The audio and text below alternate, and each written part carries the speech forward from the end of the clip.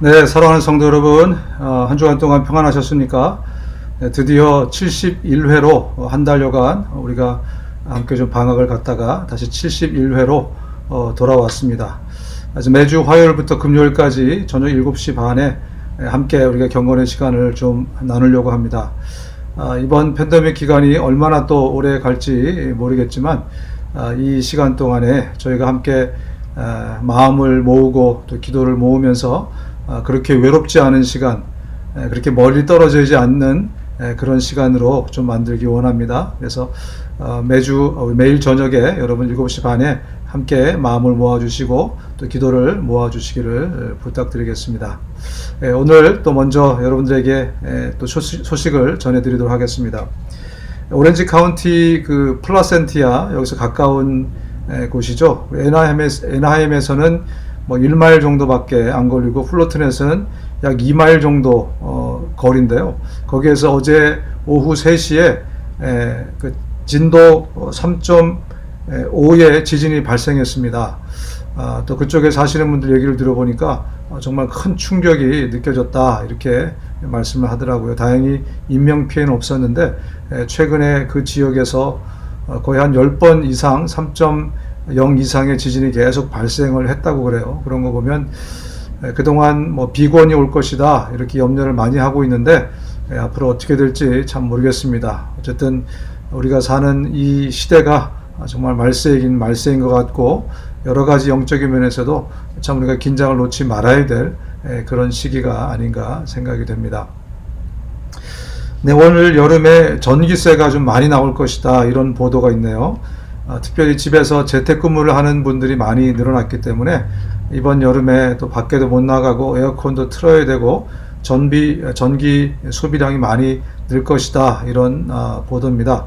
게다가 전기값을 좀 올릴 것이다 라는 그런 보도가 있어요. 그래서 미국 내에서 33% 정도에 해당하는 인구가 10에서 15% 정도의 전기값을 오른 상태에서 그렇게 비를 갖게 될 거랍니다. 그래서 최저 $2에서 $37까지 이렇게 전기값이 올라간다고 하니까 또 우리 캘리포니아 지역은 어떨지 모르겠습니다. 한편 그 살모넬라 균에 감염된 양파가 지금 시중에 유통이 되고 있다 그럽니다. 만약 이것을 먹게 되면 설사, 복통, 또 고열 등이 나타난다고 하기 때문에 이 코로나 증상하고 굉장히 비슷할 것 같습니다. 특히 이제 어르신들은 특별히 주의해야 되니까 이번에 베이커스필드 지역에서 생산된 양파인데 붉은색 양파가 참 위험하다고 합니다. 그래서 당분간 붉은색 양파는 좀 피하실 수 있기를 바랍니다. 함께 말씀을 묵상하도록 하겠습니다. 네, 말씀 묵상하실 때 시편 61편 1절부터 8절까지 시편 61편 1절부터 8절까지 말씀 함께 보시겠습니다. 하나님이여 나의 부르짖음을 들으시며 내 기도에 유의하소서. 내 마음이 약해질 때에 땅끝에서부터 주께 부르짖어오리니 나보다 높은 바위에 나를 인도하소서. 주는 나의 피난처시요 원수를 피하는 견고한 망대심이니이다. 내가 영원히 주의 장막에 머물며 내가 주의 날개 아래로 피하리이다. 주 하나님이여 주께서 나의 서원을 들으시고 주의 이름을 경외하는 자가 얻을 기업을 내게 주셨나이다. 주께서 왕에게 장수하게 하사 그의 나이가 여러 대에 미치게 하시리이다. 그가 영원히 하나님 앞에서 거주하리니 인자와 진리를 예비하사 그를 보호하소서. 그리하시면 내가 주의 이름을 영원히 찬양하며 매일 나의 서원을 이행하리이다. 아멘. 네, 이 시는 우리 성경에 써 있는 대로 다윗이 지은 시입니다.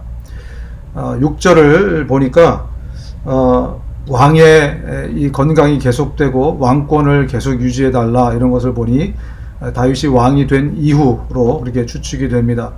더군다나 오늘 여러 가지 정황을 봤을 때 여러 성경학자들은 지금 다윗이 왕이 된 한참 후에 아들 압살롬을 피해서 저쪽 예루살렘 동편의 마하나임에서 지은 시가 아닐까 이렇게 추측을 하고 있습니다. 오늘 다윗의 시를 보면 2절에 보면 특히 내 마음이 약해질 때 땅끝에서부터 주께 부르짖는다, 이런 표현이 있습니다. 아마 지금은 이제 쫓겨나가서 정말 처량한 신사가 되었겠죠. 특별히 아들에게, 믿었던 아들에게 쫓겨나서 정말 처참한 그런 신세가 되었습니다. 마음이 약해질 대로 굉장히 많이 약해졌을 것입니다. 우린 다윗하면 참 그 영웅이고 힘있고 또 골리앗을 맞섰을 정도로 굉장히 담대한 그런 리더로 생각할지 모르겠지만, 보면 다윗이 참 자신의 약한 모습, 연약한 마음의 상태를 많이 호소하는데, 오늘 특별히 이 시의 배경을 우리가 알게 되면 정말로 그의 마음이 낙담해져 있고 어렵고 힘들다는 것을 우리가 추측할 수 있습니다. 우리도 살다 보면 이런 경우들을 많이 겪지 않습니까? 사람들은 내가 자꾸 웃으니까 또 뭐 이렇게 힘든 척 안 하니까 괜찮겠지 그러지만, 알고 보면 정말 힘들고 어려운 지경에, 그럴 때에 놓일 때가 얼마나 많이 있습니까? 사실 그때가 되면 우리가 하나님께 주님 살려주세요 이렇게 기도하기도 힘들 때가 있습니다. 어떻게 보면 우리가 기도할 수 있을 때는 그냥 덜 힘들다, 이렇게 생각하셔도 괜찮겠습니다. 정말로 힘들고 어려울 때 되면 정말 악소리 한번 지를 수 없을 만한 그런 상태에 놓이게 됩니다. 오늘 이 시를 우리가 좀 생각해 보면서 앞으로 예방주사를 좀 놨으면 좋겠어요. 어떤 예방주사냐면, 정말 그렇게 힘들고 어려울 때 여러분, 예수여 예수여 예수의 이름을 부르십시오. 아버지 아버지 하나님 아버지, 한마디만 부르면, 한마디만 정말 애절하게 부르면 하나님께서 분명히 우리의 기도에 귀를 기울이실 것입니다. 그런 상태가 되면 정말 절망하고 낭망한 상태가 돼서 진짜 입술 하나 움직이기 힘든 그런 상태가 올 것입니다. 그때 반드시 명심하십시오. 너는 내게 부르짖으라. 그럼 내가 내게 응답하겠고, 구약에도 주님이 말씀하셨고, 또 신약에도 내 이름을 부르는 자는, 누구든지 주 예수의 이름을 부르는 자는 구원을 얻을 것이다, 그렇게 분명히 약속하셨습니다. 그래서 정말 힘들고 어려울 때 한마디만 외치십시오. 예수여. 한마디만 외치십시오. 아버지 하나님. 그러면 하나님께서 분명히 우리를 그 어려움 가운데서 구해 주실 줄로 믿습니다. 또 한 가지는 5절에 보면 주의 이름을 경외하는 자가 얻을 기업을 내게 주셨나이다, 이렇게 말씀하고 있는데요. 하나님을 경외하면서 사는 삶은 모든 행복과 복의 근원이고 개런티입니다. 다시 말씀드리면, 하나님을 경외하는 것, 그분이 무서운 줄 알고 살아가는 것, 그것이 우리의 삶에 큰 복을 가져다 줄 것이라는 것입니다. 이 시대가 너무 하나님의 사랑만 강조하다 보니까 우리가 하나님을 경외하는 것을 잊어먹고 살아가는데, 저는 성경을 보면 볼수록 하나님을 경외하는 것, 하나님을 두려워할 줄 알고 살아가는 것이 복이다라는 것을 너무나 정말 깊이 깨닫게 됩니다. 그래서 우리 성도들에게 이것을 강조하지 않을 수 없습니다. 왜냐하면 우리 자녀들에게, 제 아이들에게도 제가 이것을 강조하기 때문에 그렇습니다. 너 하나님 무서운 줄 알고 살아야 돼. 하나님 무서운 줄 알고 함부로 말하면 안 돼. 하나님 무서운 줄 알고 함부로 행동하면 안 돼.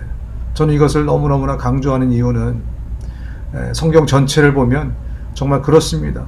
우리 하나님은 사랑의 하나님이시지만, 어떤 사람이 정말 계속 복을 받고 행복하게 살아가느냐, 하나님 무서운 줄 알고 살아가는 사람이 결국은 복 받고 은혜 받고 또 제대로 신앙생활 하면서 살아가는 것을 보게 됩니다. 여러분, 하나님 무서운 줄 알고 살아갑시다. 그래서 하나님 무서운 줄 알고 어떤 나쁜 생각이 들 때 그것들을 물리치고, 마음에 사탄이 안 좋은 생각을 주실 때 그것들을 물리치고 함부로 말하지 않고, 그것이 주님을 경외하는 삶인 줄로 우리가 알고 그렇게 살아서 정말 복된 우리 모두가 되실 수 있기를 주님의 이름으로 축원합니다. 함께 기도하시겠습니다. 하나님 아버지, 우리가 정말 주님 두려운 줄 알고 살아가게 도와주십시오. 하나님 아버지, 그래서 우리가 함부로 말하고 함부로 생각하고 또 함부로 우리가 행동하지 않도록 도와주시고, 늘 살아계신 하나님이 나의 삶을 지켜보고 계심을 내가 감사해야 하고 감격해야 하고, 또 따라서 그렇게 우리의 삶을 열심히 충실히 그렇게 살아갈 수 있도록 하나님 인도하여 주옵소서. 그래서 늘 복과 은혜가 우리의 삶을 떠나지 아니하도록 하나님 도와주시고 우리 모든 성도들이 그리하여서 정말 주님 앞에 바른 삶을 살아가고 또 복된 삶을 살아갈 수 있도록 은혜를 더하여 주옵소서. 특히 정말 낭만 가운데 절망 가운데 하나님 우리가 빠질 때 하나님 우리가 주님의 이름을 부르게 하여 주시옵소서. 주 예수 그 놀라운 생명의 이름을 우리 아버지 하나님의 이름을 부르고 그래서 그 절망으로부터 헤어날 수 있도록 우리에게 은혜를 더하여 주시옵소서. 감사드리고 살아계신 예수님의 이름으로 기도합니다. 아멘. 네, 성경의 문화와 풍습을 알아보는 시간입니다. 마태복음 14장 12절부터 13절을 제가 먼저 읽어드릴 텐데요. 무교절의 첫날 곧 유월절 양 잡는 날에 제자들이 예수께 여짜오되 우리가 어디로 가서 선생님께 유월절 음식을 잡수시게 준비하기를 원하시나이까 하매 예수께서 제자 중에 둘을 보내시며 이르시되 성내로 들어가라. 그리하면 물 한 동이를 가지고 가는 사람을 만나리니 그를 따라서 가라. 이렇게 말씀하고 있습니다. 제자들이 이제 두 사람이 예수님의 그 명령을 듣고 유월절 저녁을 보내기 위해서 이제 마을로 들어갑니다. 예수님의 말씀에 의하면 마을에 들어가면 물동이를 이고 가는 사람을 만날 텐데 그 사람을 쫓아가면 된다. 이렇게 말씀하고 있습니다. 가면 어떻게 제자들이 그 사람을 알아보죠? 그 시간대에 딱 한 명만 혹시 물동이를 이고 지나가서 그래서 쉽게 그 사람을 만날 수 있어서 이렇게 말씀하신 건가? 성경을 자세히 보니까 뭐라고 되어 있냐면 어떤 사람을 만난다 이렇게 되어 있는데요. 그 사람이 원어로는 남자로 되어 있습니다. 어떤 남자를 만날 것이다. 그렇다면 남자가 물동이를 이고 가는 것이 뭐 이렇게 대단한가? 그렇습니다. 우리 생각에는 무거운 거니까 남자가 물동이를 이고 갈 것 같지만 성경시대의 문화와 풍습은 보통은 여자들이 이 물동이를 지고 가게 되어 있습니다. 여러분 아시겠지만 창세기에서 이제 아브라함이 아들 이삭의 짝을 찾을 때 저 위에 바단 아람으로 이제 종을 보내지 않습니까? 그 늙은 종이 가서 제일 먼저 만난 사람이 누굽니까? 리브가죠. 근데 그 리브가가 머리에 물동이를 이고 있었습니다. 이것은 유대인들의 그냥 평범한 풍습입니다. 보통 그 여자분들이 뭐 주걱을 갖고 있든지 냄비를 갖고 있든지 이렇게 자연스러운 것처럼 물동이를 이는 것은 여자들에게 자연스러운 일이었기 때문에 제자들이 갔을 때 어떤 한 남자가 많은 여자 중에 물동이를 이고 있으므로 바로 그 사람을 만나라. 그랬기 때문에 제자들이 찾아가서 그날 유월절 저녁을 준비할 수 있었던 것입니다. 성경을 보실 때 참고하시기 바랍니다. 네, 오늘도 여러분들에게 드린 기도 제목 가지고 함께 여러분들 또 기도해 주시고 마음을 모아 주시고요. 그리고 그동안 방학을 해서 조금 익숙하지 않을 텐데 보통 사람이 익숙해지려면 21일을 지나야 된다고 합니다. 그러면 3주 정도가 지나야 어떤 일이 다시 익숙해진다고 하니까 우리 저녁 7시 반에 다시 채널을 고정해 주시고 또 21일 동안 우리가 또 한마음이 되어서 또 경건의 시간에 같이 온 교인이 한마음으로 기도하고 경건의 시간을 보냈으면 좋겠습니다. 내일 수요일 여러분 다시 찾아뵙고요. 내일은 또 특별한 순서를 가지고 여러분 찾아뵙도록 하겠습니다. 이 저녁도 주님의 은혜 가운데 귀한 저녁 되시기를 바랍니다. 감사합니다.